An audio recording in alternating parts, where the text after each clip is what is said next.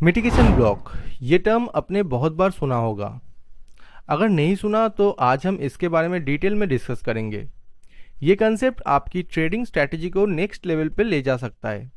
So stay tune, क्योंकि आज हम ये ब्रेक डाउन करेंगे कि मिटिगेशन ब्लॉक क्या होता है, कैसे वर्क करते हैं और कैसे आप इन्हें इफेक्टिवली यूज़ कर सकते हैं अपनी ट्रेडिंग स्ट्रैटेजी में। चलिए शुरू करते हैं। तो सबसे पहले हम समझते हैं कि मिटिगेशन ब्लॉक होता क्या है। जब मार्केट में स्मार्ट मनी रिवर्सल होता है तो वहाँ एक स्पेसिफिक प्राइस पैटर्न बनता है। इस पैटर्न को हम मिटिगेशन ब्लॉक कहते हैं।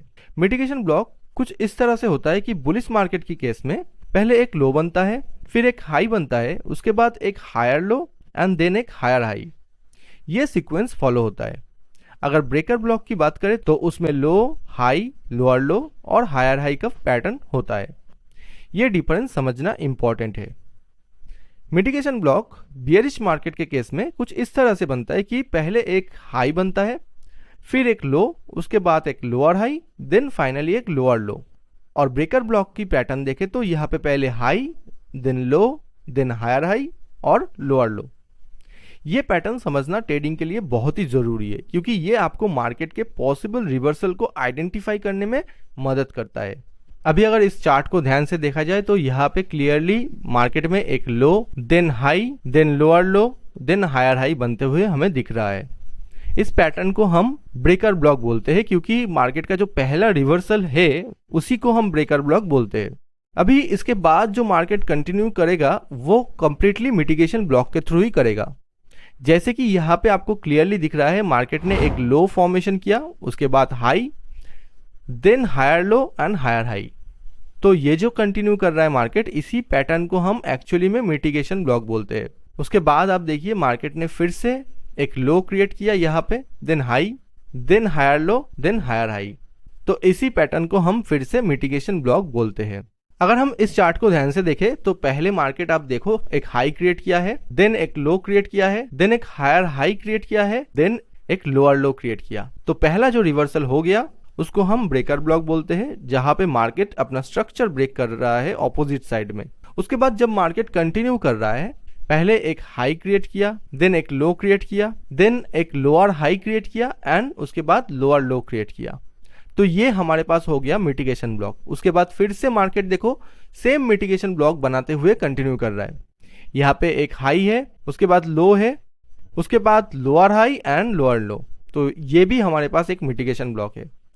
ओवरऑल इस स्ट्रक्चर को अगर देखा जाए तो यहाँ पे एक ओवरऑल मिटिगेशन ब्लॉक भी आपको दिख जाएगा, जैसे कि ये हाई है, ये लो है, ये लोअर हाई एंड लोअर लो। तो इस स्ट्रक्चर को भी हम मिटिगेशन ब्लॉक बोलते हैं। And market continuously mitigation block बनाते हुए डाउन साइड मूव कर रहा है। यहाँ पे भी अगर आप देखोगे तो ये हाई क्रिएट किया मार्केट ने, फिर एक लो क्रिएट किया, देन एक लोअर हाई क्रिएट किया एंड उसके बाद यहाँ पे लोअर लो क्रिएट किया। तो ये भी हमारे पास एक मिटिगेशन ब्लॉक बन रहा है। तो अब समझते हैं कि मिटिगेशन ब्लॉक को चार्ट पे एनालिसिस करके लोअर टाइम फ्रेम पे हमें कैसे एंट्री लेना है। अभी इस एग्जाम्पल को अगर हम देखें तो यहाँ पे क्लियरली हमें एक मिटिगेशन ब्लॉक बनते हुए दिख रहा है डेली टाइम फ्रेम पर। जैसे कि यहाँ पे एक low, then high, then higher low, then higher high. तो क्लियरली ये हमारे लिए मिटिगेशन ब्लॉक है। तो इस मिटिगेशन ब्लॉक को हमने पहले डेली टाइम फ्रेम पे मार्क किया। इसके बाद आप देखिए यहाँ से ही एग्जैक्टली मार्केट रिवर्स हुआ एंड हमारे लिए जो ड्रॉ ऑन लिक्विडिटी है, मतलब टारगेट है, वो ये स्विंग हाई बन जाता है। अभी लोअर टाइम फ्रेम पे यहाँ पे एंट्री कैसे लेना था वो समझते हैं। तो अभी हम 1 आवर टाइम फ्रेम पे चलते हैं। 1 आवर टाइम फ्रेम पे आने के बाद आप यहाँ पे क्लियरली देख सकते हो कि मार्केट ने जब ये जो मिटिगेशन ब्लॉक है, मतलब डेली टाइम फ्रेम का जो मिटिगेशन ब्लॉक है, वहां पे आने के बाद मार्केट ने यहाँ पे एक क्लियरली फेयर वैल्यू गैप का फॉर्मेशन किया है। फेयर वैल्यू गैप का मतलब होता है एक 3 कैंडल पैटर्न, जहां पे हमें फर्स्ट एंड थर्ड कैंडल के बीच में एक डिफरेंस दिखता है। ये बेसिकली एक एग्रेसिवनेस या डोमिनेंस शो करता है बायर्स या सेलर्स का। ऑब्वियसली इस एग्जांपल पे हमें बायर्स का ही डोमिनेंस दिख रहा है, क्योंकि फेयर वैल्यू गैप हमें अपसाइड बनते हुए दिख रहा है। उसके बाद आप देखिए ये फेयर वैल्यू गैप को रिस्पेक्ट करने के बाद प्राइस ने एक न्यू फेयर वैल्यू गैप का फॉर्मेशन किया है। तो इसको बोलते हैं फॉलो थ्रू, मतलब एक फेयर वैल्यू गैप को रिस्पेक्ट करते हुए दूसरा फेयर वैल्यू गैप क्रिएट होना। इसको हम कंफर्मेशन एंट्री की तरह मानते हैं।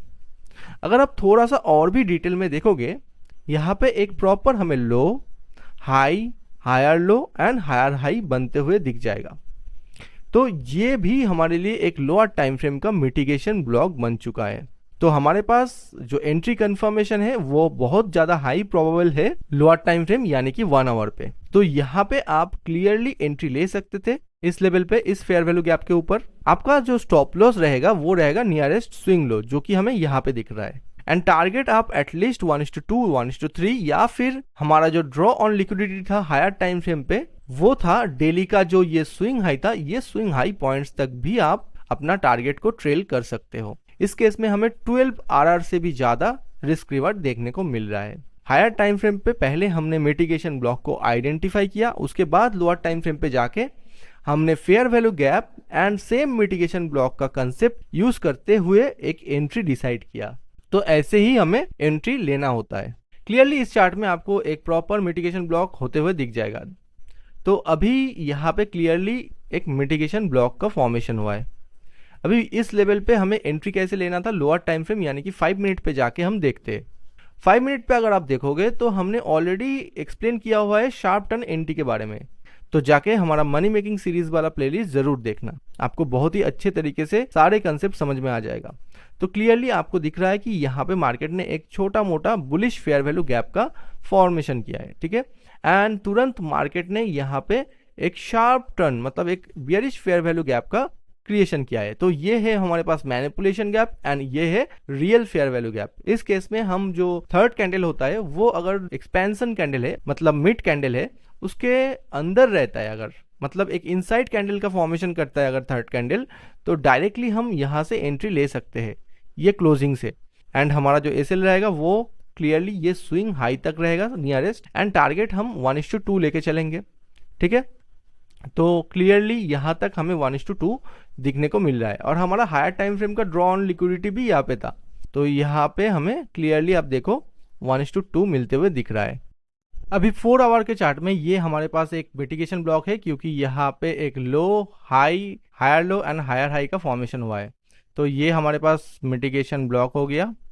एंड उसके बाद अगर आप लोअर टाइम फ्रेम यानी कि 15 मिनट पे जाके देखोगे तो यहाँ पे आपको एंट्री भी दिख जाएगा। देखो इसी लेवल पे आपको प्रॉपर एंट्री भी दिखेगा। देखो कैसे एंट्री मिल रहा है, तो पहले यहाँ पे एक प्रॉपर हमें फेयर वैल्यू गैप देखने को मिल रहा है, ठीक है, एक बुलिश फेयर वैल्यू गैप देखने को मिल रहा है। एंड उसी फेयर वैल्यू गैप को रेस्पेक्ट करते हुए मार्केट ने फिर से ये जो मार्केट का स्ट्रक्चर है वो भी ब्रेक किया, मतलब न्यू मिटिगेशन ब्लॉक का फॉर्मेशन किया। कैसे, यहाँ पे देख सकते हैं एक लो है, देन एक हाई है, देन एक higher low and higher high का फॉर्मेशन हुआ है। तो प्रॉपर मिटिगेशन ब्लॉक भी क्रिएट हुआ है एंड इस फेयर वैल्यू गैप को रेस्पेक्ट करते हुए ये क्रिएट हुआ है। तो हम क्लियरली यहाँ पे एंट्री ले सकते थे। कैसे, ये मिटिगेशन ब्लॉक पे भी हम एंट्री ले सकते थे, या फिर न्यू फेयर वैल्यू गैप जो यहाँ पे क्रिएट हुआ है यहाँ पे भी हम एंट्री ले सकते थे। वो हमारे रिस्क रिवार्ड के ऊपर डिपेंड करता है। या फिर हम अगर कंजर्वेटिव ट्रेडर है तो हम फेयर वैल्यू गैप तक आने का वेट करेंगे, देन या फिर आप अगर एग्रेसिव ट्रेडर हो तो मिटिगेशन ब्लॉक से भी ले सकते हो, क्योंकि यहाँ पे बहुत ज़्यादा हाई प्रोबेबल है। कहीं पे भी ट्रेड लो, आपका जो एसएल है वो इस स्विंग लो के नीचे ही रहेगा।